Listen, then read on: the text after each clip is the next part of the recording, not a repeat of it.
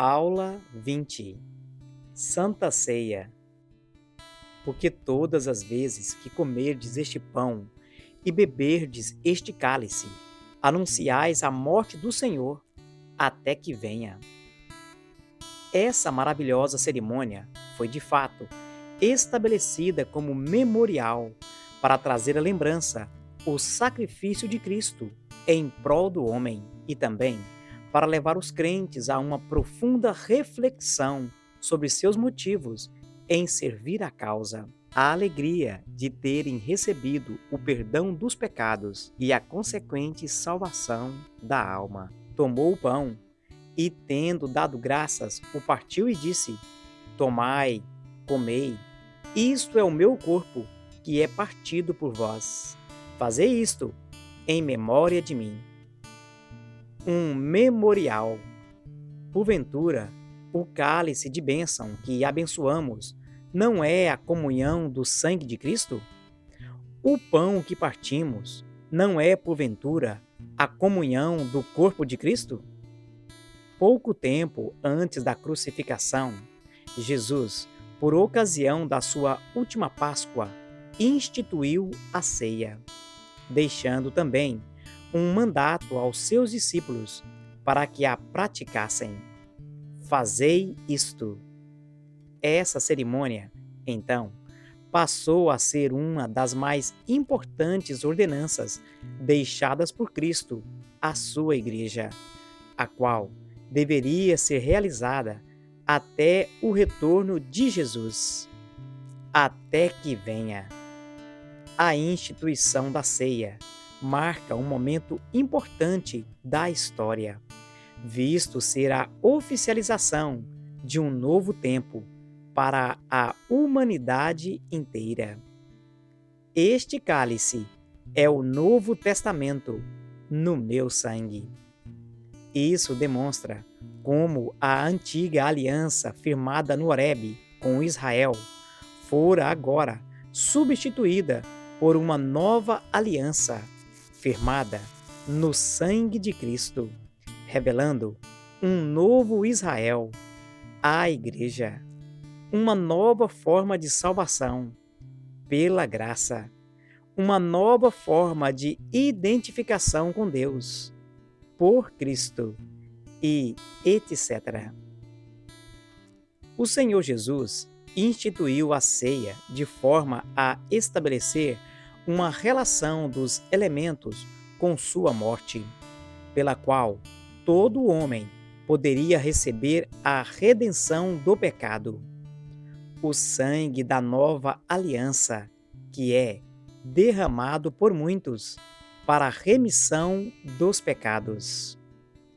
Essa maravilhosa cerimônia foi de fato estabelecida como memorial. Fazei isto em memória de mim, para trazer à lembrança o sacrifício de Cristo em prol do homem, e também para levar os crentes a uma profunda reflexão sobre seus motivos em servir a causa. A alegria de terem recebido o perdão dos pecados e a consequente salvação da alma. A cerimônia, como um todo, possui profundos efeitos espirituais, levando-nos a recordar o sacrifício que Jesus fez na cruz, entregando seu corpo, o pão, e sangue, suco de uva, pelo qual ofereceu-nos a esperança da vida eterna. Porque todas as vezes que comerdes este pão e beberdes este cálice, anunciais a morte do Senhor até que venha. A Santa Ceia prepara-nos no presente para aguardar o retorno em glória daquele que é o motivo principal pelo qual a celebramos, Jesus Cristo. A celebração da ceia deve ser precedida por um sincero exame de consciência que visa revelar o verdadeiro estado do participante. Examine-se, pois, o homem a si mesmo. E aqui está também o motivo pelo qual a ceia não é estendida a todos, mas somente aos que já se encontram em Cristo. Pois seria ridículo exigir exame de consciência e atitude digna de uma pessoa ímpia ante a mesa do Senhor, visto que este nem mesmo reconhece o senhorio do Mestre. Os fiéis, por sua vez, devem revelar vida íntegra e plena comunhão com os irmãos, submetendo-se a um honesto exame de conduta e coração. Caso contrário, estariam sujeitos às consequências anunciadas pelas Escrituras. Qualquer que comer este pão ou beber o cálice do Senhor indignamente será culpado do corpo e do sangue do Senhor. Essa advertência não deve ser encarada como ameaça, antes, como um apelo ao conserto com Deus e com o próximo, pois tornar-se consciente de alguma debilidade moral ou espiritual é o primeiro passo para harmonizar-se com a Igreja de Cristo e encontrar o perdão divino. A ceia e a Páscoa. Têm existido calorosos debates entre os que defendem a ceia como a própria Páscoa e os contrários a essa ideia. Sobre este assunto, porém, é bom que fique claro que se trata de duas cerimônias distintas. A ceia foi instituída por Cristo na ocasião da Páscoa, pouco tempo antes do seu martírio, em que esteve reunido com seus discípulos. Enquanto a Páscoa é a celebração pela redenção do Egito, a ceia, dentre os seus muitos aspectos, é um memorial que nos faz recordar o que Cristo fez por nós. É óbvio que nada que Cristo fez foi de forma aleatória ou sem significado.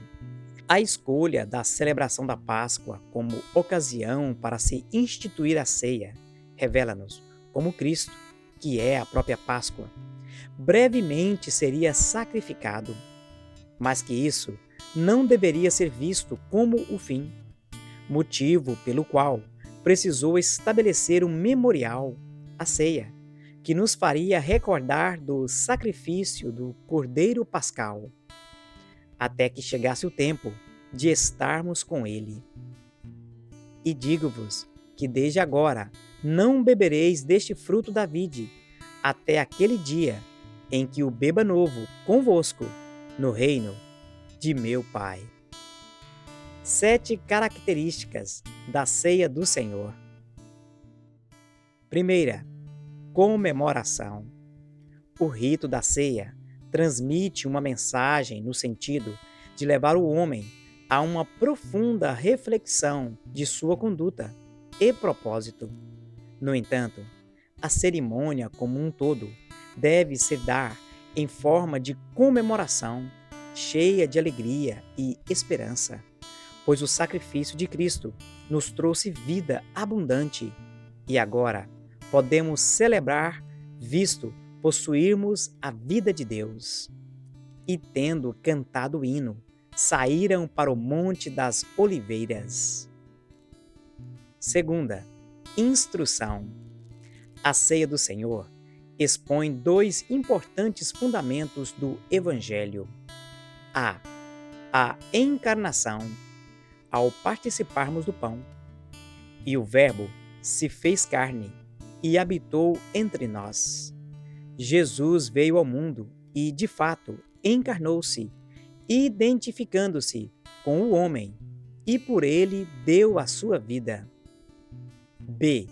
A expiação, reconciliação, ao participarmos do cálice. O sangue da nova aliança, que é derramado por muitos para a remissão dos pecados.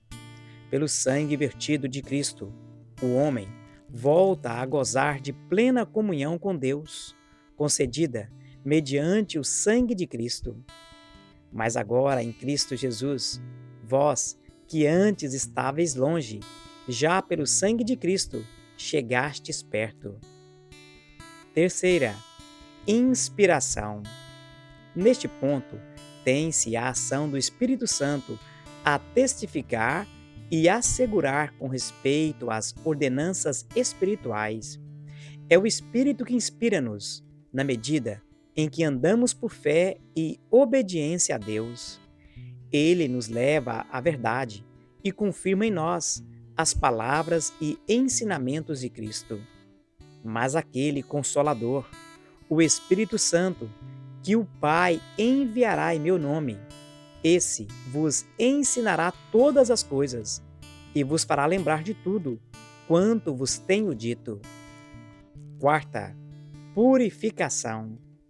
Ao refletir sobre sua condição e dela se arrepender, o homem aproxima-se de Deus, o que inevitavelmente afastará do coração a malícia. O arrependimento e a confissão é o caminho mais curto para a purificação. A ceia é uma excelente oportunidade para nos aproximarmos de Deus e lhe apresentar um coração puro. Chegai-vos a Deus, e Ele se achegará a vós. Alimpai as mãos, pecadores, e vós, de duplo ânimo, purificai os corações. Quinta, identificação. Não é que a ceia privilegia um grupo específico de pessoas, visto ser vetada aos que espiritualmente ainda não nasceram de novo.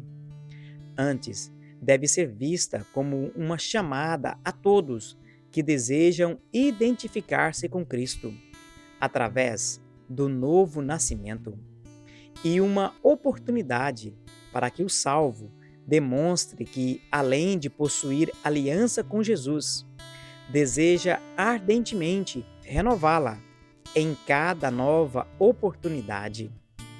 A ceia, definitivamente, não deve ser uma celebração sem propósito e aberta a qualquer indivíduo. Antes, um memorial praticado pelos que possuem parte no reino de Deus. Respondeu-lhe Jesus: se eu não te lavar, não tens parte comigo. Sexta, responsabilidade. Não pode haver um genuíno compromisso isento de responsabilidade recíproca. Se vós estiverdes em mim, e as minhas palavras estiverem em vós. Não é nem um pouco razoável esperar honra de Deus sem a intenção honesta de honrá-lo. A ceia apresenta o compromisso e responsabilidade dos que se identificam como discípulos de Cristo.